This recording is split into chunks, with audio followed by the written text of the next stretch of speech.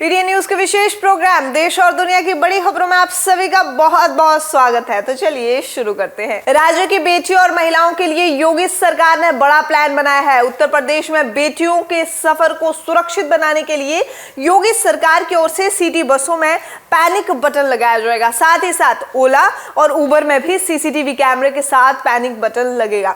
इसे यूपी 112 यानी कि उत्तर प्रदेश 112 से इंटीग्रेट किया जा रहा है। इसे यात्रा के दौरान कोई अनहोनी होने पर यात्री पैनिक बटन दबाकर मदद मांग सकता है। वहीं सिग्नल मिलने पर यूपी 112 की टीम एक्टिव हो जाएगी और तत्काल मदद के लिए पहुंचेगी। किसान पराली ना जलाएं, योगी सरकार की यही है कोशिश। जी हाँ, पराली जलाने की घटनाओं पर योगी सरकार सैटेलाइट से नजर रख रही है। योगी सरकार के नोटिफिकेशन के मुताबिक अगर कोई भी किसान पराली जलाता हुआ पाया गया तो उसके ऊपर भारी जुर्माना लगाया जा सकता है। साथ ही उसके ऊपर एफआईआर भी दर्ज की जाएगी। सरकार ने अधिकारियों को जागरूकता अभियान चलाने के निर्देश भी दिए हैं। वहीं किसान पराली ना जलाएं, इसके लिए राजस्व ग्राम के लेखपाल की जिम्मेदारी तय की गई है। यूपी की योगी सरकार भारत और नेपाल की सीमा के साथ ही अंतर्राज्यीय और अंतर्राष्ट्रीय मार्गों और बहुउद्देशीय हब के करीब स्थित सरकारी विद्यालयों को अपग्रेड करेगी। इसके लिए सरकार ने योजना बनाई है। इस योजना के तहत भारत नेपाल बॉर्डर पर कुल 16 स्कूलों को अपग्रेड किए जाने का प्रस्ताव है। इस प्रस्ताव को मुख्यमंत्री योगी आदित्यनाथ ने मंजूरी दी है। ऐसे में अब इन स्कूलों को अपग्रेड करवाने के लिए जल्द ही काम भी शुरू किया जा सकता है। दरअसल योगी सरकार ने प्रदेश के 57 जिलों में आधुनिकता सुविधा युक्त मॉडल कंपोजिट स्कूल बनाए जाने की शुरुआत के निर्देश दिए हैं।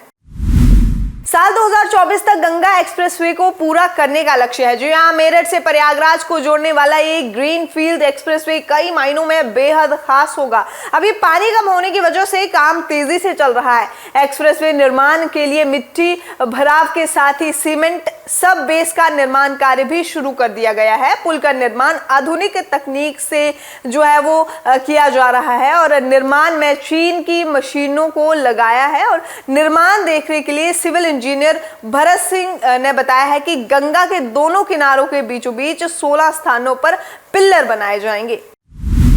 अगर आप 12वीं पास हैं और अगर आप रेलवे में जॉब करना चाहते हैं तो आपके लिए सुनहरा मौका है। जी हाँ, रेलवे में अप्रेंटिस के पदों पर भर्ती की जा रही है। 295 पदों पर भर्ती निकाली गई है।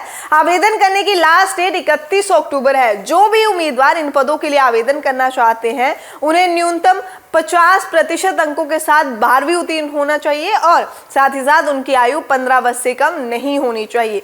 पंजीकरण प्रक्रिया 9 अक्टूबर से शुरू हुई थी और अभी भी जारी है। योग्य उम्मीदवार जो है वो PLW की आधिकारिक वेबसाइट plwindianrailways.gov.in, हम आपके लिए एक बार स्पेलिंग बोलेंगे, plwindianrailways.gov.in पर जाकर इस भर्ती के लिए आवेदन कर सकते हैं। बेहद सिंपल एक्सरसाइज होने के बाद भी लोग अक्सर वॉकिंग करते समय कुछ गलतियां कर देते हैं जो आपकी सेहत पर नकारात्मक असर डालती हैं। ऐसे में जानना बहुत ज़्यादा ज़रूरी है कि ऐसी कौन सी गलतियां हैं जो आप करते हैं जो वॉक करते समय आपको बिल्कुल नहीं करनी चाहिए। अगर आप जानना चाहते हैं कि आपको वॉक के पूरे फ़ायदे मिलें तो हमेशा अपने पोस्चर पर ध्यान दें। चलते समय सीधा पोस्चर बनाए रखें और झुकने से बचें। ऐसा करने से सांस लेने में सुधार होगा, पीठ का तनाव कम होगा और सामान्य तौर पर संतुलन में भी सुधार होता है। कई बार यूजर्स मोबाइल डेटा खत्म होने के बाद अपने फोन को पब्लिक वाईफाई से कनेक्ट कर लेते हैं, लेकिन पब्लिक वाईफाई का इस्तेमाल आपके लिए बेहद खतरनाक साबित हो सकता है। आज हम आपको कुछ ऐसी बातों के बारे में बताने वाले हैं जिसको आपको ध्यान में रखना चाहिए। आप हमेशा से ही ऑटोमेटिक कनेक्शन बंद करके रखें, केवल ट्रस्टेड नेटवर्क से ही कनेक्ट करें। इतना ही नहीं, बैंकिंग साइट का इस्तेमाल ना करके साथ ही साथ पब्लिक वाईफाई नेटवर्क पर अपनी जानकारी को सुरक्षित रखने के लिए आप VPN का इस्तेमाल करें।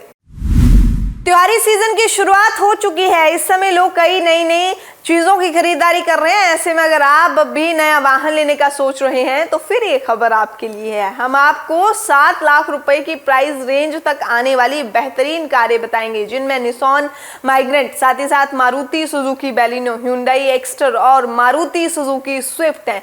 ये सभी कारें काफी ज्यादा बजट में हैं, बेहतरीन फीचर्स के साथ जबरदस्त परफॉर्मेंस के साथ आ रही हैं। 15 अक्टूबर को सलमान खान के most awaited show big boss 17 का आगाज हो चुका है। सलमान खान ने दमदार अंदाज में सभी कंटेस्टेंट का ग्रैंड वेलकम किया है, कोई कपल बनकर तो कोई सिंगल कंटेस्टेंट बनकर अपना दमखम दिखाने शो में आया है। लेकिन पहले ही दिन कंटेस्टेंट के बीच कहासुनी देखने को मिली है। वहीं आपको बता दें कि नॉमिनेशन प्रक्रिया के लिए कुछ को नॉमिनेट तक कर दिया गया है। करीबन 110 कमरों की निगरानी में रहने वाले कंटेस्टेंट में से अंकिता लोखंडे, मुनव्वर फारूकी, नील भट्ट और एक और कंटेस्टेंट को नॉमिनेट किया गया है। बिग बॉस फैन पेज की तरफ से शेयर की गई जानकारी के मुताबिक अंकिता और मुनव्वर सेफ हैं, यानी कि एलिमिनेशन की तलवार नील और चौथे कंटेस्टेंट पर लटक रही है। बिग बॉस 17 की शुरुआत हो गई है। पिछले कई सालों की तरह इस साल भी अलग अलग प्रोफेशन से लोग जुड़े हुए इस शो का हिस्सा बन रहे हैं, लेकिन इनमें से कई कंटेस्टेंट का विवादों से गहरा नाता रहा है। किसी पर अपने ही साथी की हत्या की साजिश का आरोप है, तो कोई हिंदू देवी देवताओं का अपमान करने के लिए जेल गया था। हाल ही में आपको ये भी बता दें कि इस बार इस शो में कई सोशल मीडिया इन्फ्लुएंसर और हस्तियां भी शामिल हुई हैं।